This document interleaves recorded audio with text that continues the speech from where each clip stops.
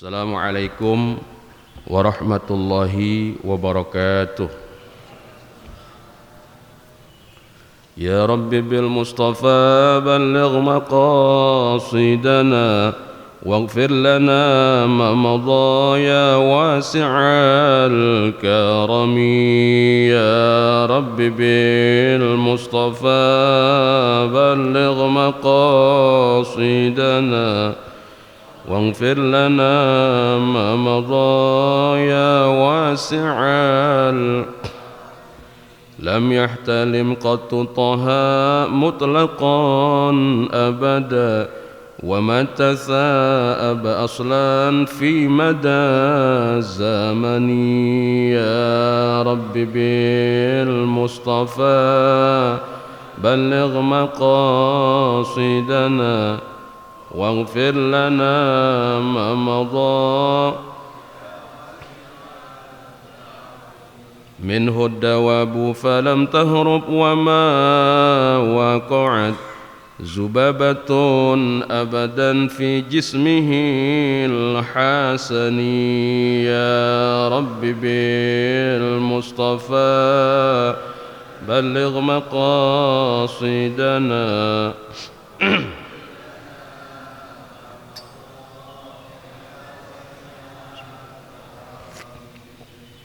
بخلفه كأمام رؤية ثبتت ولا يرى أسر بول منه في علن.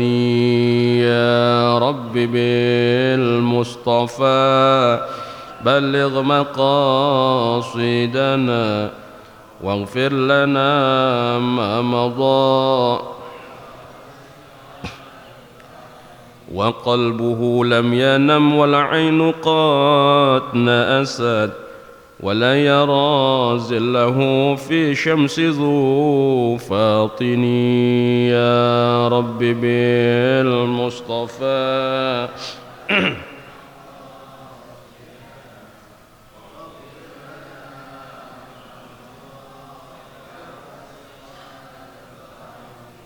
كتفه قد علت قوما إذا جلسوا عند ولادة سبياد بمختتن.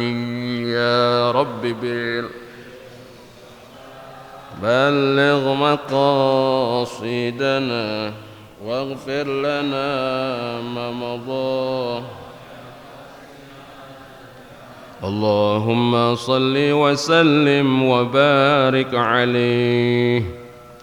الفاتحة بنية الفتوح والمنوح والرسوخ وتوبة النصوح وصلاح الجسد والروح وإلى حضرة النبي محمد صلى الله عليه وسلم. الفاتحة. أعوذ بالله من الشيطان الرجيم. بسم الله الرحمن الرحيم.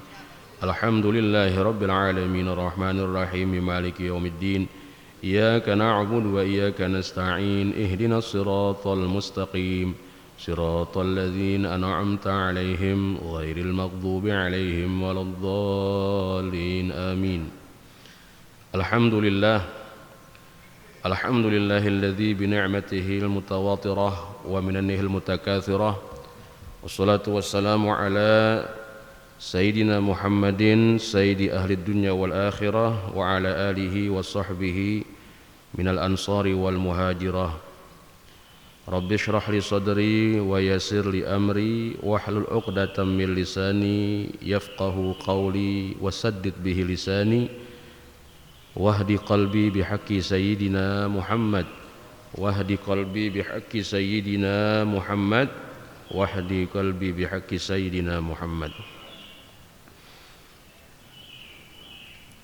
Para mu'alimin, para asatidzah, para hujat, hadirin wal hadirat jamaah Masjid Al-Murtada yang dimuliakan Allah Subhanahu wa taala.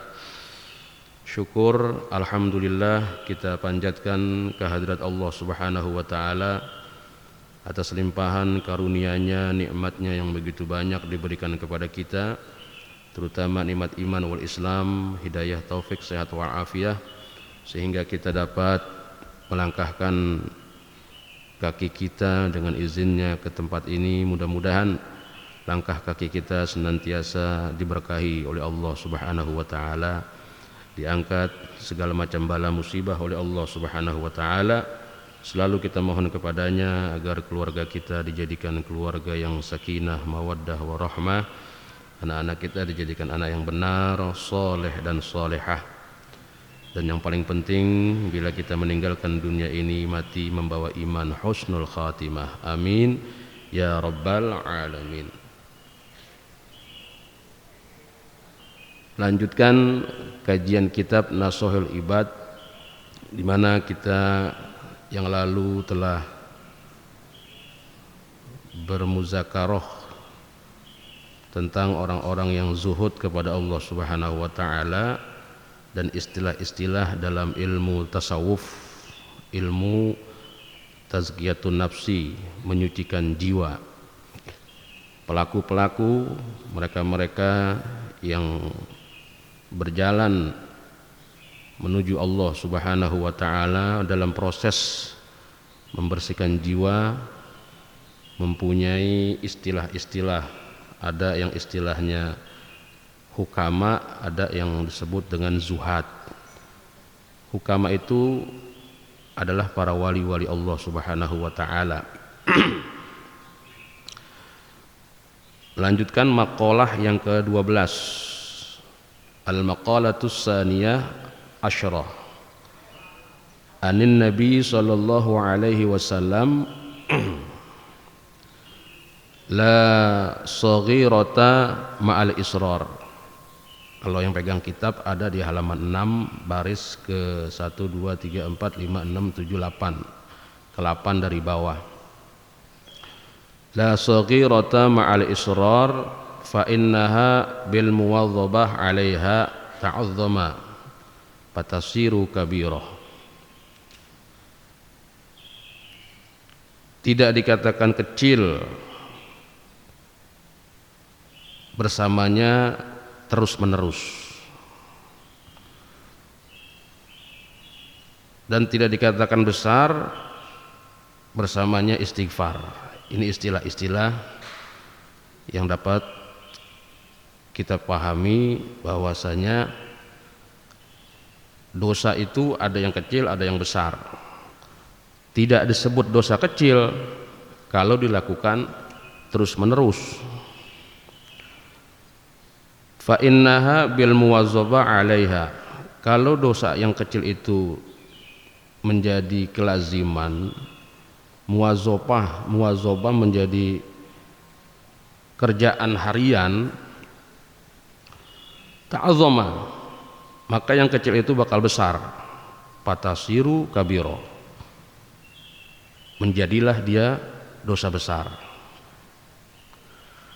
Wa aidan innaha ala azmi istidamatiha tasiru kabiro, fa inna niyatal mar'i fil ma'asi kanat ma'siyah. Wa aidan annaha ala azmi istidamatiha tasiru kabiro. Dosa kecil itu bahkan istidamah, dilakukan terus menerus, maka lama-lama menjadi besar. Fa inna niyatal mar'i fil ma'asi kanat ma'siyah. Karena niat orang di dalam maksiat-maksiat itu menjadi maksiat.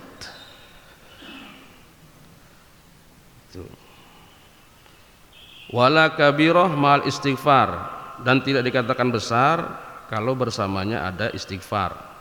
Ai at-taubah bisyurutiha, yaitu bertaubat dengan syarat-syarat taubat. Fa innat taubah tamhu atharul khati'ah, karena taubat itu akan menghilangkan jejak kesalahan sekalipun kesalahan itu besar. Ini kita sering mendengar tidak dikatakan dosa kecil kalau terus menerus, artinya bisa jadi besar. Buat para pendosa yang pelaku dosa besar, nggak usah putus asa kalau memang dia bertaubat kepada Allah Subhanahu wa taala. Dan orang yang melakukan dosa kecil jangan tertipu karena lama-lama bisa numpuk dan jadi besar gitu. Walaupun kita ada ilmu misalnya penjelasan, ada sebab ayat turun innal hasanat yudhibnas sayiat, sesungguhnya kebaikan itu menghilangkan dosa. Jadi perbuatan baik apapun itu yudhibnas sayiat, menghilangkan dosa. Ada satu riwayat, ada seorang sahabat, saya tidak tahu namanya siapa, itu pernah mencium seorang wanita bermaksiat dengan mencium seorang wanita yang bukan mahramnya. Mahram ya, bukan muhrim ya Pak Haji. Kalau muhrim kan orang yang berihram. Kita nyebutnya bukan muhrim, padahal muhrim artinya orang yang pakai ihram. Mahram itu yang diharamkan. Mencium itu dosa. Dan Rasulullah sallallahu alaihi wasallam itu diberitahu sama Allah para pelaku dosa gitu. Ini dosanya ini dosanya ini dosanya ini. Tapi Nabi Muhammad buat para pelaku dosa duduk bareng. Nabi nggak marah sama pelaku dosa. Sama pelaku dosa bahkan Nabi nasihatnya itu cakep-cakep kalau kita baca riwayat. Ada orang yang doyan berzina, pengen masuk Islam, tapi izinkan saya berzina. Nabi nggak marah, mau dipanggil. Nabi dibilang, kalau misalnya ibu kamu dizinai orang, kamu suka nggak? Enggak. Kalau umpamanya kakak kamu ditiduri orang, kamu suka nggak? Enggak. Kalau kamu punya anak perempuan, nauzubillah min zalik, dizinai orang, kamu suka? Enggak. Begitu pula yang lain juga begitu, nggak suka. Akhirnya orang tersebut dengan izin Allah tercabut kedoyanan perbuatan zinanya, dengan Rasulullah diajak dialog gitu. Ada juga orang pengen masuk Islam asal dia minta izin boleh mencuri gitu. Nabi nggak langsung frontal melarang orang tersebut, diajak dialog. Tapi kalau para pelaku penyimpangan gitu, itu Nabi marahnya luar biasa. Pelaku perbuatan yang bertentangan dengan ajaran Nabi kita Muhammad sallallahu alaihi wasallam. Kan sering kita baca tuh wa ya'fu 'anil dzambi idza kana fi haqqihi wasababi gitu. Nabi itu maafin orang kalau berkenaan dengan pribadinya gitu. Nabi maafin dah. Mau ngatain Nabi orang gila, Nabi maafin. Mau ngatain Nabi itu tukang sihir, Nabi maafin. Wa idza duya haqqullahi lam yakun ahadun li ghadabi. Tapi kalau ada urusan hak-hak Allah, urusan agama, enggak ada satu orang pun yang bisa menghalangi kemarahan Nabi Muhammad sallallahu alaihi wasallam gitu. Itu ada kita baca itu di riwayat Ad-Daibai. Wa yafu 'anil dzambi idza kana fi haqqihi wa sababihi. Wa idza duya haqqullah lam yakum ahadun li ghadabi. Contoh, ada satu kisah Rasulullah sallallahu alaihi wasallam lagi membagi-bagikan harta rampasan perang. Itu ada orang namanya Zulkhuwaisirah gitu. Zulkhuwaisirah mengatakan, "Ya Muhammad, bertakwalah kepada Allah dan berlakulah adil." Nabi disuruh bertakwa dan suruh berlaku adil. Kira-kira songong nggak Bu orang kayak begitu Bu? Dia muslim, tapi Nabi disuruh bertakwa, Nabi disuruh berlaku adil. Karena Nabi bagi ghanimah itu kelihatannya nggak adil. Coba aja ya Ibu baca sejarah. Nabi kalau bisa ngebagiin zakat atau ghanimah, harta rampasan perang, ame muhajirin dan ansor itu nggak sama cara ngebaginya. Abu Sufyan aja tuh yang baru masuk Islam dikasih 100 ekor onta, padahal baru masuk Islam. Ya, makanya kemarin kita bilang sampai para sahabat cemburu dengan pembagian itu. Kemudian Rasulullah bilang, mereka silakan bawa harta materi yang banyak, tapi kalian rela gak pulang bawa nabi kalian gitu. Yang kalian bawa nabi kalian rela gak? Lebih milih mana kalian? Kalian pulang bawa harta yang banyak dengan kalian pulang bawa nabi kalian. Mereka sadar ternyata bersama Nabi itu lebih berharga daripada segalanya. Nah, ada orang yang mengatakan, ya Muhammad, bertakwalah kepada Allah dan berlaku adillah. Nabi marah tuh. Nabi marah. Dari keturunan orang ini nanti akan menjadi fitnah besar dalam Islam gitu. Akhirnya Nabi bilang, kalau kau temui orang model kayak begini, nah inilah banyak pertentangan, maka perangilah orang tersebut. Umar bin Khattab sampai sewotnya luar biasa, pengen banget tebas batang lehernya orang yang songong sama Rasulullah Shallallahu Alaihi Wasallam. Kemudian dilihat lagi sholat. Nah, itulah cirinya orang Islam. Kalau misalnya ada orang masih sholat, maka kita harus menahan. Tapi di sini kita lihatnya Nabi itu sama pendosa nggak marah, tapi sama pelaku penyimpangan, Nabi marahnya luar biasa itu. Luar biasa. Kayak kita nih, kita Ahlus Sunnah wal Jamaah akidahnya. Kita biasa bikin acara Maulid Nabi, acara tahlilan, paham-paham kita nih sudah ada kayak begitu dalam rangka kita gembira. Tiba-tiba ada orang datang ke kampung kita terus melarang Maulid itu bid'ah gitu. Pelakunya ahlu bid'ah dan kalau mati su'ul khotimah. Marah gak ibu digituin? Ya marah, pasti marah. Tapi ada orang bertato ke masjid nggak ngomong apa-apa. Saya pendosa Ustaz, cuman saya kayaknya udah bosen sama dosa. Umpamanya dibilang udah bosen sama dosa, padahal kan kagak boleh ngomong begitu. Harusnya saya mau bertaubat. Kalau udah bosen berarti kalau ada kesempatan dilakuin lagi gitu. Silakan ke masjid, sholat silakan. Tapi begitu pemahaman yang sudah ada di Masjid Al-Murtado yang sudah dibawa sama guru-guru kita coba disimpangkan, marah kita gitu. Marahnya luar biasa. Nah, kan di alam semesta nih yang paling benci dengan Maulid Nabi ada satu paham, namanya paham Wahabi itu. Dia benci banget dengan acara Maulid Nabi Muhammad Sallallahu Alaihi Wasallam. Berbeda pemahamannya. Nah, kata kita udah selesai. Nah, dosa kecil kalau dilakukan terus-menerus dia akan menjadi besar. Nah, orang yang tadi dia pacaran, ciuman, datang ke Nabi Muhammad. Nabi tahu kalau dia habis melakukan dosa kecil.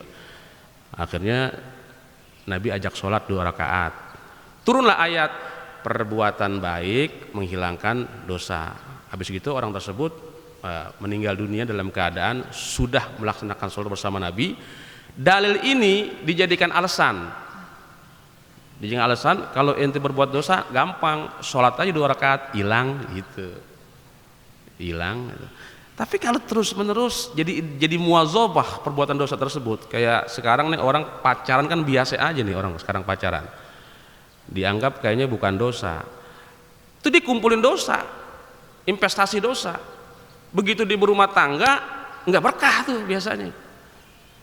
Ada aja masalah, nggak ada pertolongan Allah Subhanahu Wa Taala sehingga rumah tangganya nggak ada kebahagiaan. Coba aja lihat buktinya. Berapa banyak orang-orang yang berumah tangga pacarannya awalnya indah banget, begitu udah berumah tangga nggak ada pertolongan Allah. Kenapa? Karena nggak ditaubati perbuatan dosa yang kemarin tuh nggak ditaubati. Dia nggak insaf dengan perbuatan dosa yang kemarin. Datang ke Ustadz, gimana Ustadz nih? Ini rumah tangga tiap hari kayak neraka, berantem mulu. Dulu waktu pacaran enak banget, waktu pacaran enak banget, nah, bahasanya kayak gitu. Padahal pacarannya dosa, gitu. Dosa. Maka kunci yang pertama, taubati dosa Anda waktu pacaran dulu, gitu. Makanya wala kabirah ma'al istighfar, enggak dikatakan dosa besar kalau dibarengi dengan istighfar. Jadi begitu berimbang.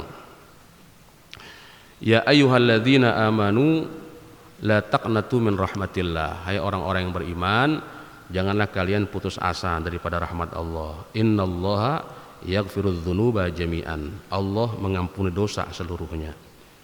Enggak usah putus asa kata Allah. Kalau ditaubati dosa tersebut gitu.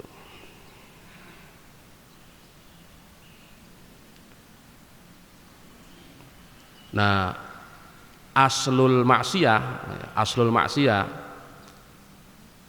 pokoknya maksiat.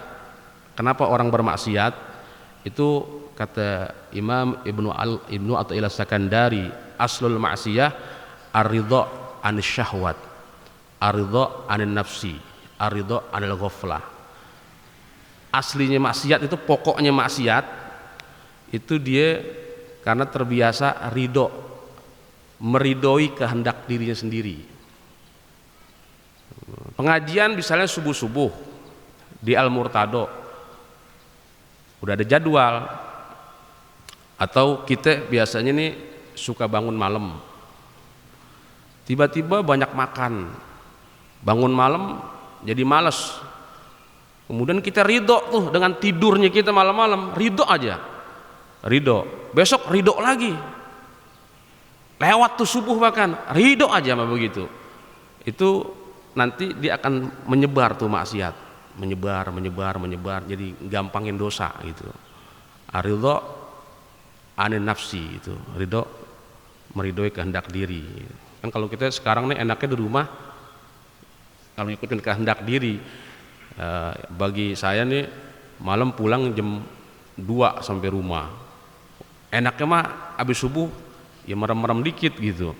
Ridho 'anil nafsi. Tapi alhamdulillah Allah bantu, Allah tolong kita semua sehingga kita lawan tuh hawa nafsu kita untuk mencari ridho Allah Subhanahu wa ta'ala. Mudah-mudahan diterima oleh Allah Subhanahu wa ta'ala. Itu selanjutnya, rawa hadzal hadis ad-Dailami anin Nabi an Ibnu Abbas radhiyallahu anhu, lakin bitaqdimil jumlah al-akhirah anil ula. Hadis yang tadi itu juga diriwayatkan dari Ibnu Abbas paman Nabi Muhammad sallallahu alaihi wasallam.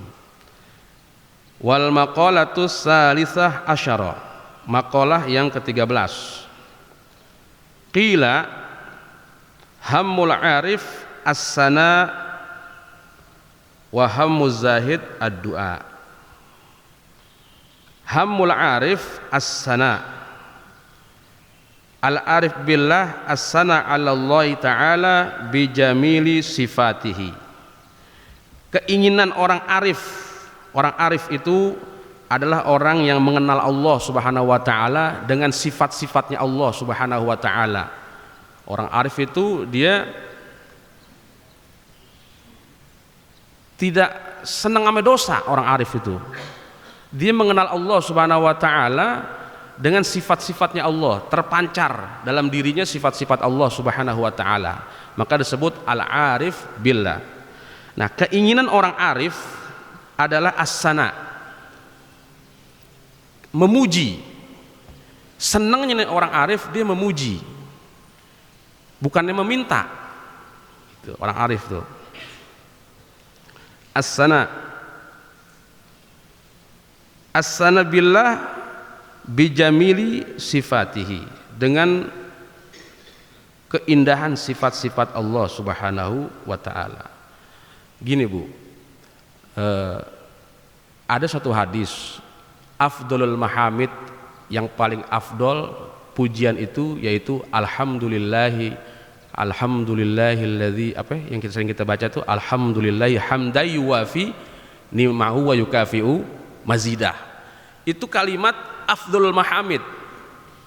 Afdolul mahamid artinya yang paling bagus memuji Allah Subhanahu wa ta'ala.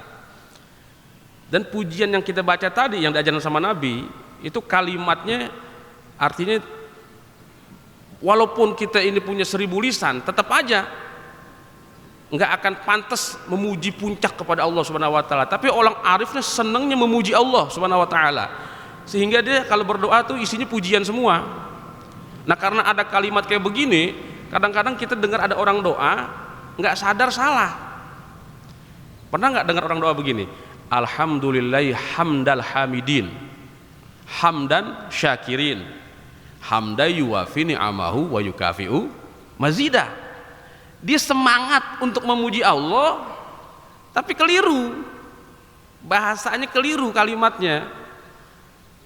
Saya sering dengar tuh ada orang doa alhamdulillah hamdal hamidin, alhamdulillah hamdal syakirin, kayaknya bener padahal keliru, baik dari segi ilmu nahwu ataupun riwayat. usut punya usut, ternyata doa ini pernah dibaca sama salah seorang ustadz dan masuk TV, kemudian diikutilah oleh kita sehingga direvisi sama para ulama-ulama ahli nahu gitu. Hamdal hamidin itu ndak bisa hamdan syakirin. Kalau emang dia mau hamdash jadi idofah gitu, mudhof ilahi, hamdan syakirin. Dan hamdan naimin itu ternyata maknanya bukan pujian atas nikmat-nikmat, bukan itu artinya. Naimin itu artinya halus. Kalau nikmat itu an'ama yun'imu, ni'mah, ya kan? Mun'imin, mun'amin. Maksudnya hamdal mun'amin, pujian orang-orang yang mendapat nikmat gitu. Udahlah, nggak usah ditambah-tambahin gitu. Cukup aja kita katakan alhamdulillahi hamda yuwafi ni'amahu wa yukafi'u mazidah. Ya Rabbana lakal hamdu kama yanbaghi li jalali wajhikal karim wa li 'azimi sultanik. Alhamdulillah alladzi hadana li hadza wa ma kunna linahtadiya laula an hadana Allah. Itu memang sudah warid yang dari Nabi kita Muhammad sallallahu alaihi wasallam. Kayak orang kadang-kadang suka bilang jazakallah khairan katsira, ditambahin katsira. Padahal Nabi bilang ablaghus sana gitu. Puncaknya pujian buat orang yang melakukan baik kepada kita lisani' gitu. Puncaknya pujian buat orang yang melakukan kebaikan kepada kita, cukup Anda mengatakan jazakallah khairan gitu. Semoga Allah balas kebaikan buat Anda. Cuman kadang-kadang kita suka nambahin jazakallah khairan katsira. Boleh enggak? Ya enggak salah. Tapi kalimat yang Nabi udah katakan ablaghus sana, itu udah luber kalimat segitu, udah puncak. Jadi cukup udah jazakallah khairan, udah luber itu. Termasuk memuji Allah. Kalimatnya apa ya? Alhamdulillahilladzi hamda yuwafi ni'amahu wa yukafi'u mazidah. Enggak usah ditambahin hamdan syakirin, hamdan hamidin. Cukup aja alhamdulillah hamda yuwafi ni'amahu wa yukafi'u mazidah. Nah, orang arif tuh senengnya memuji Allah, dia senengnya memuji Allah. Jadi pikirannya, hatinya, kerja kerasnya untuk memuji Allah Subhanahu wa taala. Enggak ada sedikit pun dia buruk sangka dalam hatinya kepada semua makhluknya. Ketika dia ngelihat nyamuk, nyamuk kecil banget gitu. Dalamnya ada jantungnya, ada paru-parunya.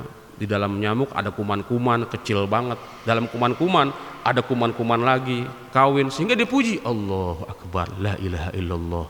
Engkau yang berbuat kayak begini ya Allah. Seluruh yang dia lihat itu kerjaannya memuji Allah. Lain sama orang zuhud. Kalau orang zuhud keinginannya doa. Doa, ya Allah, ya Rahman, ya Rahim, jadikanlah anak saya anak yang soleh ya Allah. Semoga anak saya ya Allah belajarnya gampang ya Allah. Orang zuhud begitu. Kalau orang arif dia udah tawakal aja, pasrah sama Allah Subhanahu wa taala. Orang arif billah. Makanya hammuz zahid ad-du'a. Ad-du'a itu maksudnya memohon. Nah, ini istilah-istilah yang pasti kita pahami. Ada orang arif, ada orang zuhud. Nah, kita ini kira-kira di dalam istilah yang mana antara arif dengan zuhud itu. Nah, ini ada satu kalimat, kenapa orang arif itu senangnya memuji? Li'annal arif, li'anna hammal arif rabbahu. Karena keinginan orang arif itu Tuhannya. Dia nggak kepengen yang lain, dia kepengen Allah Subhanahu wa taala. Dia nggak kepengen surga. Orang arif itu dia nggak kepengen pahala walal jannah, la sawab walal jannah. Orang arif itu nggak kepengen surga, nggak kepengen sawab. Yang dia kepengen Allah Subhanahu wa taala. Sehingga jauh perbedaan antara orang yang kepengen Allah dengan kepengen surga. Ba'id, hayhata, hayhata. Jauh sekali perbedaan, kata pengarang, perbedaan antara orang yang pengen Allah dengan pengen surga. Kalau pengen surga, surga tempat kenikmatan. Orang akan bilang, bosen gue sama bidadari mulu gitu kan, bosen gue nih makan mulu. Ketika udah bosen, ada satu yang nggak ngebosenin. Siapa? Pemilik surga. Siapa pemilik surga? Allah Subhanahu wa Ta'ala. Itu nggak ngebosenin. Makanya kenikmatan yang tertinggi itu ru'yatullah, memandang zatnya Allah Subhanahu wa Ta'ala. Dan di dunia kita masih dikasih kesempatan untuk belajar ma'rifat, mengenal Allah Subhanahu wa Ta'ala. Bagaimana cara mengenal Allah Subhanahu wa Ta'ala? Dengan para wali-walinya yang kemarin tuh, dengan para atibaul qulub, dengan para dokter-dokter hati. Karena kalau masih ada penyakit hati, susah kita untuk mengenal Allah Subhanahu wa Ta'ala. Karena Allah maha baik, thayyibul mubarak gitu, maha memberkahi. Ada satu kisah nih Bu, saya demen banget kisahnya. Kalau saya ceritain saya demen banget dah. Saking dia senangnya sama Allah, seorang wanita saking senangnya sama Allah, dia nggak pernah keluar dari mulutnya kecuali Al-Quran. Karena Al-Quran kalamullah. Ibu mungkin pernah dengar nih kisah seorang wanita yang selama 40 tahun tidak pernah berbicara kecuali Al-Quran.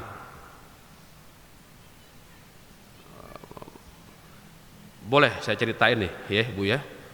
Ada seorang wanita Bu, saya kalau kisahkan cerita ini itu Masya Allah, ikut di medannya. Seorang tabi'in yang bernama Abdullah bin Mubarak. Abdullah bin Mubarak pengen berangkat haji ceritanya nih. Pengen berangkat haji, kemudian dari kejauhan dia melihat seperti ada sosok di tengah-tengah padang pasir yang sedang diam. Dia paranin ternyata seorang ibu-ibu. Kemudian ditanya lah. Sebelum ditanya dia ucap salam, Assalamualaikum. Dijawab sama ibu tersebut, Salamun qaulam mir rabbir. Ada nggak di Al-Quran tuh? Ada surah Yasin kan? Salamun qaulam mir rabbir rahim. Ditanya lagi, ngapain di sini ente? Sendirian di tengah-tengah padang pasir yang begini luas? Dijawab, wa may yudlilillah fama lahu min had. Allah.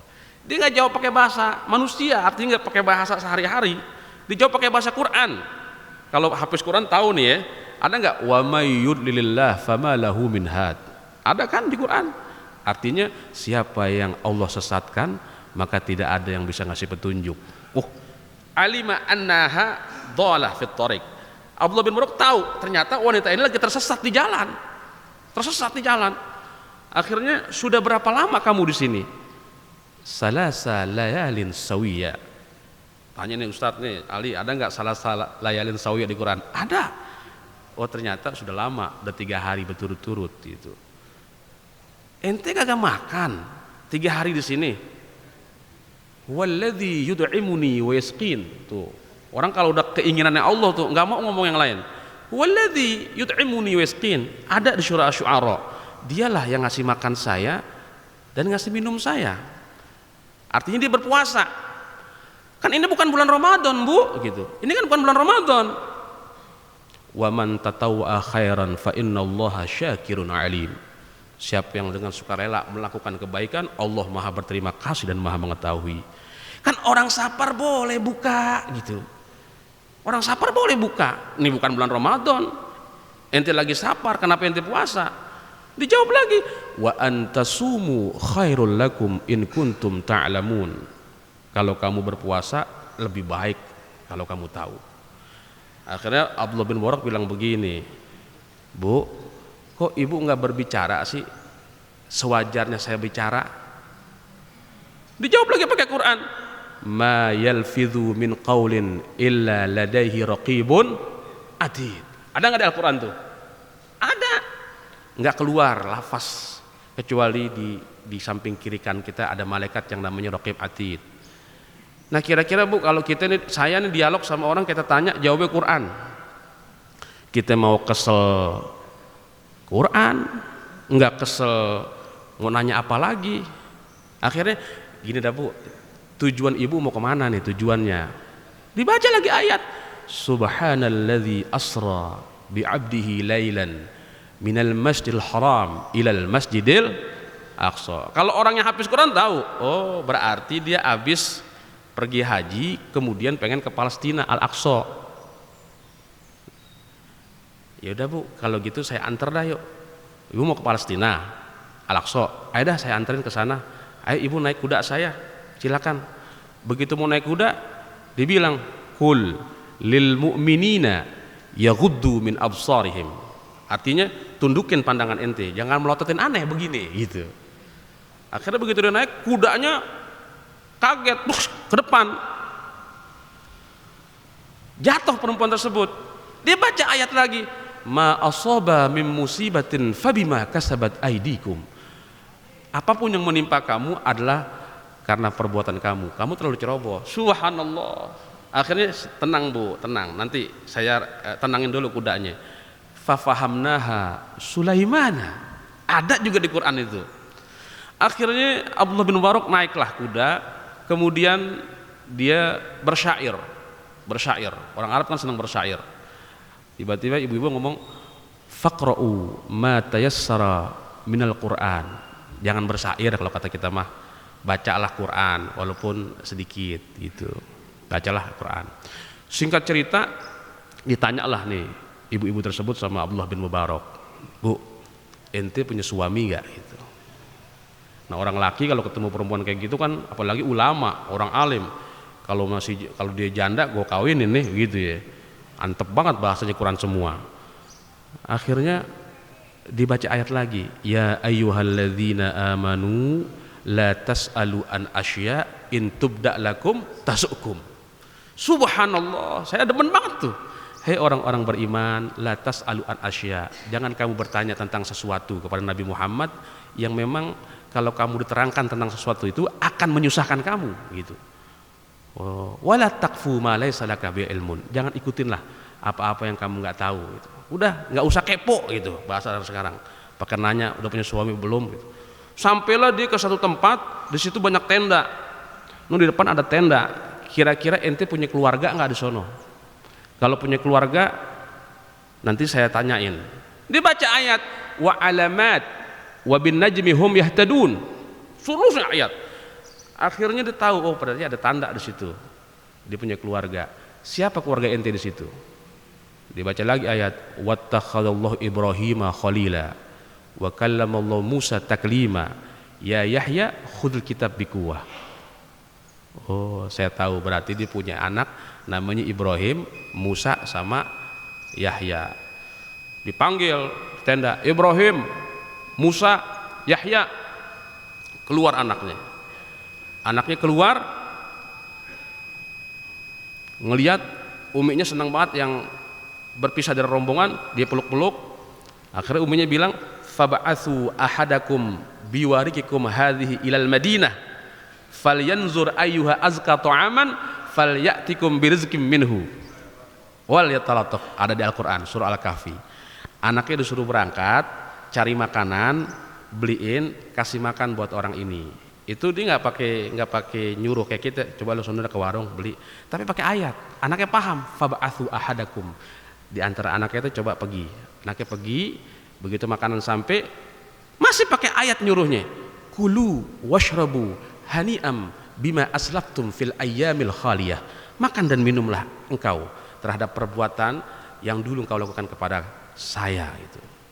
Akhirnya Abdullah bin Mubarak nanya kepada anaknya nih, "Ibu kamu dari awal saya ketemu sampai detik ini nggak pernah tulisannya keluar pakai bahasa sewajarnya manusia, Quran mulu." Kata anaknya, "Ibu saya senang banget sama Allah, dia nggak mau berpisah sama Allah. Selama 40 tahun nggak mau dia itu keluar dari lisannya kecuali kalam Allah subhanahu wa ta'ala." Kata Abdullah bin Mubarak, "Dzalika fadlullahi yu'tihi may yasha." Itulah karunia Allah yang diberikan kepada hambanya yang dikehendaki. Nah, ini ada yang kayak begini, wanita lagi. Dia arifah, kalau laki arif, kalau perempuan arifah. Orang yang demen banget sama Allah Subhanahu wa taala. Nah, kita mau numpahin kesenangan kita sama Allah, kerinduan kita sama Allah gitu. Itu ya ada kan tanda orang yang cinta kepada Allah, cinta kepada Nabi Muhammad sallallahu alaihi wasallam. Tanda orang yang cinta kepada Nabi Muhammad, dia cinta kepada Al-Qur'an. Tanda orang cinta kepada Al-Quran, dia cinta kepada masjid. Tanda orang yang cinta kepada masjid, dia cinta kepada kaum muslimin. Jadi gitu, berangkai. Beda jadi antara orang arif billah dengan orang yang zuhud gitu. Kira-kira ibu mau daftar nggak jadi orang arif billah, Bu? Insya Allah, mudah-mudahan Allah mudahkan untuk jadi orang arif billah gitu. Amin ya robbal alamin. Tapi sekarang udah nggak ketemu gitu ya, model orang kalau ngomong Quran semua, paling ujung-ujungnya minta kopi gitu. Ada kopi nggak nih gitu. Pengennya ketemu sama orang yang kalau ngomong Quran mulu. Baik, itu ada ternyata kisah-kisah seperti itu gitu. Selanjutnya wal maqalah ar-rabi'ah asyar. Maqalah rabi'ah asyar itu an ba'dil hukama, dari sebagian hukama. Siapa hukama? Hukama itu adalah atibaul qulub, dokter-dokter hati. Wahum al-auliya, merekalah para aulia. Man tawahhama anna lahu waliyan aula minallah qalat ma'rifatuhu billah. Siapa yang masih menyangka ada seorang pelindung yang lebih utama daripada Allah, maka sedikit sekali ma'rifatnya kepada Allah Subhanahu wa taala gitu. Kalau misalnya kita masih menyangka ada lagi pelindung selain Allah, berarti kita dikit ma'rifatnya kepada Allah, sangat dikit. Tapi kalau misalnya kita berkeyakinan pelindung hanya Allah, kita nggak perlu dengan pelindung-pelindung yang lain, nah itu berarti dia ma'rifat banget kepada Allah Subhanahu wa ta'ala gitu.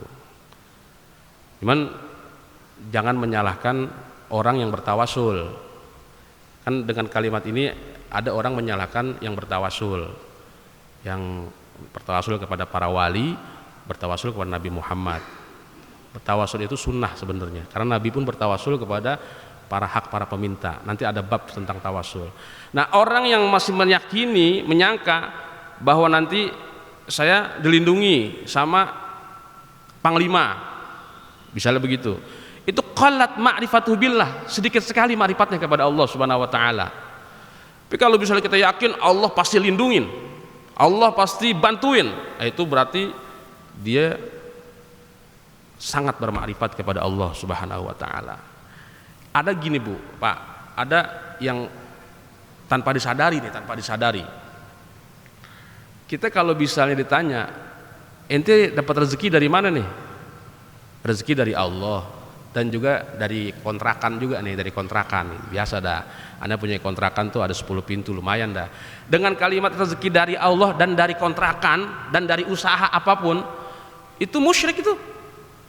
Itu musyrik, Allah tersinggung tuh. Rezeki semuanya dari Allah Subhanahu wa taala. Ahlul kasab, orang yang usaha itu ada 4 model. Orang kasab itu, ketika mereka ditanya rezeki ente dari mana? Dari Allah Subhanahu wa taala dan dari usaha saya. Fahuwa musyrik. Kalau bisa ada keyakinan kayak begitu, fahuwa musyrik, maka dia musyrik. Karena dia masih menganggap ada rezeki dari selain Allah, padahal semua rezeki dari Allah. Ada orang bilang begini, ente rezeki dari mana? Saya rezeki dari Allah Subhanahu wa taala, tapi nggak tahu dah dapat apa kagak. Nah, kalimat tapi nggak tahu dah, alla yu'tihi amla fahuwa munafiq. Dia orang munafik berarti. Dia nggak sikuh kepada Allah bahwa rezeki itu pasti dikasih sama Allah, nggak mungkin kagak, dan nggak mungkin ketukar sama yang lain. Ada juga orang yang beranggapan dengan kalimat rezeki dari Allah Subhanahu wa taala, tapi kalau saya udah dikasih, saya pakai buat main perempuan, berfoya-foya, pesta gitu. Fahuwa fasik. Itu orang fasik yang kayak begitu. Tapi ada orang mukmin mukhlis, orang mukmin yang tulus banget. Cirinya dia berkeyakinan rezeki dari Allah Subhanahu wa taala, usaha yang saya lakukan cuma sebab doang. Cuma sebab doang. Kalau saya dapat, saya kasih hak zakatnya kepada yang berhak menerimanya. Fahuwa mukmin mukhlis. Nah, dia itu disebut mukmin mukhlis. Nah, kayak tadi, kalau kita masih menyangka ada yang ngasih rezeki selain Allah, gitu loh. Selain Allah ngasih rezeki, qallat ma'rifatuhu, dikit banget dia punya ma'rifat. Tapi kalau kita nyangka semuanya dari Allah, material mah cuma sebab doang gitu. Saya ngojek mah cuma sebab doang gitu. Saya dagang mah cuma sebab doang. ma'rifatnya bagus kepada Allah, sehingga ketika terjadi yang dia nggak ingini, emang bukan rezekinya, gitu aja bahasanya. Kalau udah sampai pada kayak begitu, wah itu puncak ma'rifat yang luar biasa. Sehingga orang-orang arif billah itu nggak pernah merasa hatinya sumpek dan sempit.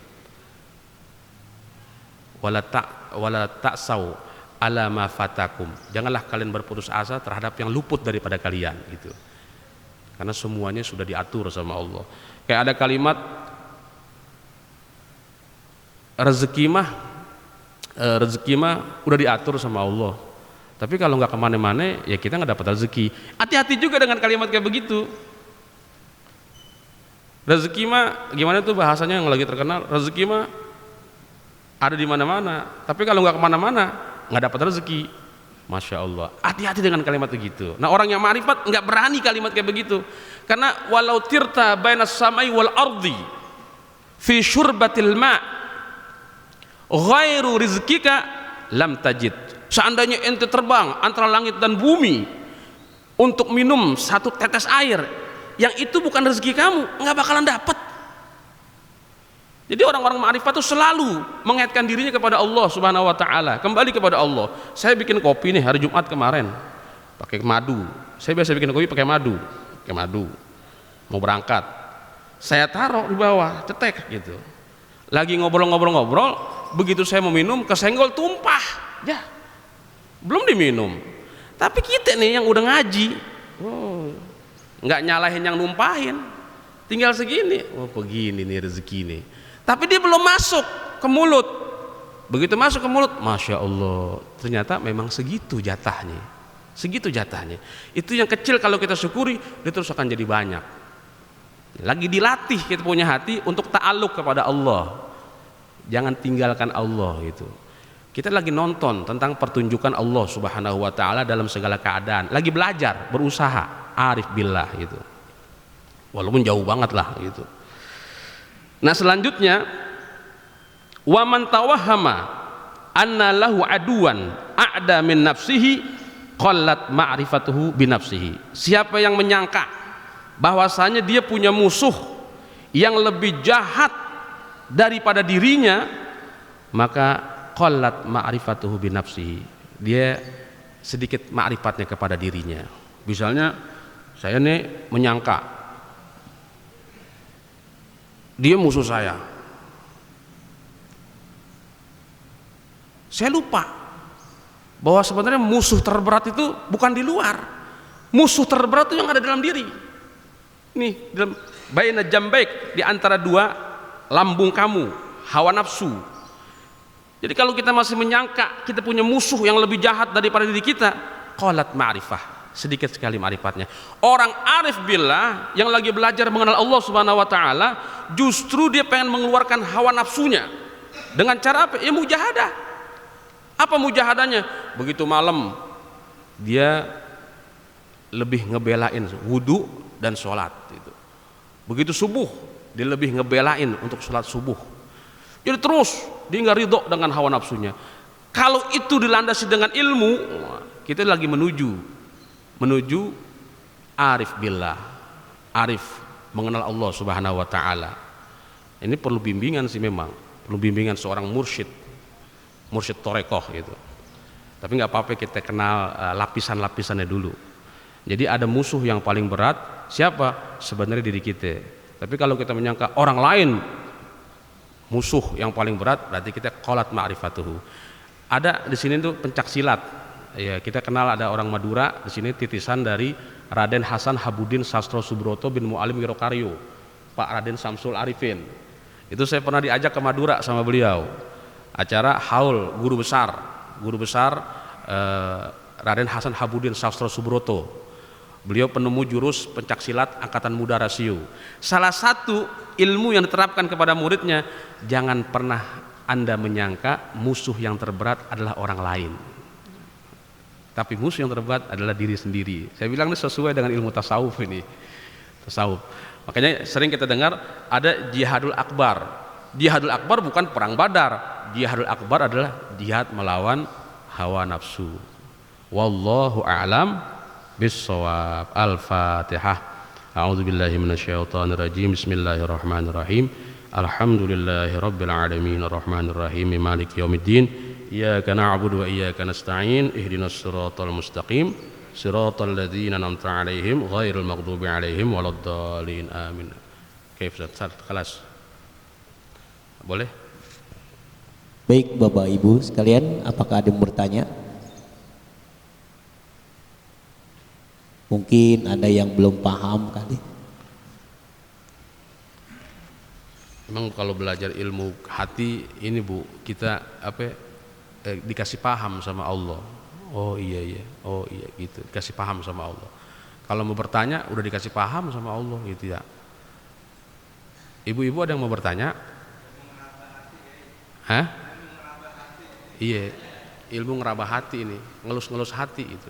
Kan selama ini kita belajar ilmu-ilmu zohir aja, ilmu lahiriah. Kita perlu juga belajar ilmu hati. Kali-kali aja di antara kita ini ada yang mendapatkan nur dari Allah Subhanahu Wa Taala, sehingga dia daftar. Saya mau daftar jadi wali Allah gitu, mau daftar jadi walinya Allah. Akhirnya dia cari, ya Allah tunjukkan kemana saya mau daftar jadi kekasihmu ya Allah gitu. Untuk mendaftar jadi wali Allah nggak bisa belajar pakai internet, belajar pakai YouTube, nggak bisa. Untuk daftar jadi wali Allah mesti punya sanad keilmuan yang sambung menyambung sampai kepada Rasulullah Shallallahu Alaihi Wasallam. Gitu. Di Indonesia ini kan torekot yang paling terkenal torekot Naksabandiyah Qadiriyah Aba Anom di Tasikmalaya. Ada torekot Naksabandiyah Tok, ada torekot Rifaiyah, ada torekot Satariyah, torekot Tijaniyah. Nah, para mursyidnya itu rata-rata pernah berjumpa dengan Nabi kita Muhammad Shallallahu Alaihi Wasallam secara ruhani berjumpanya, secara ruhani. Nah, bab-bab ini ada di ilmu tasawuf. Kalau emang pengen daftar jadi wali Allah mesti ketemu mursyidnya gitu. Nah, mursyid di Indonesia atau di Jakarta ini jarang, ada di Jawa, banyakan di Jawa yang sudah keilmuannya mumpuni, hafal Quran dan juga hafal ribuan hadis. Kemudian dia sudah mujahadah. Setelah mujahadah dikasih mahabbah kepada Allah. Senangnya sama Allah gitu, senangnya sama Allah. Ya Pak Haji Riyadun, di Jakarta ada mursyid nggak? Di Jakarta ada mursyid nggak di Jakarta? Ada mursyid? Ada kata Pak Haji Riyadun. Jadi bisa tanya sama Haji Riyadun tuh. Gitu. Kalau mau daftar jadi walinya Allah Subhanahu Wa Taala. Tapi kalau kita ringkesnya datang ke mursyid ditanya ntar masih punya orang tua nggak? Gitu.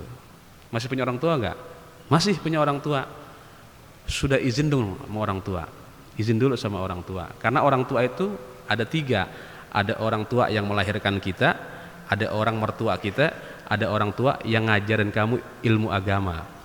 Yang paling bagus orang tua yang mengajarkan ilmu agama, yang menghantarkan batin kamu kenal sama Allah Subhanahu Wa Taala. Itu gitu biasanya seorang mursyid adabnya. Baik, mari sama-sama kita baca khulasat. Udah. Kita baca doa penutup majelis. Ya Rabbana i'tarafna bi annana qatarafna wa annana asrafna ala alladha asrafna fatub alaina taubah taghsilu kulla haubah واستر لنا العورات وآمن الروعات واغفر لوالدينا ربي ومولودينا والأهل والإخوان وسائر الخلان وكل ذي محبة أو جيرة أو صحبة والمسلمين أجمع آمين ربي اسمع فضلا وجود منا لا باكتساب منا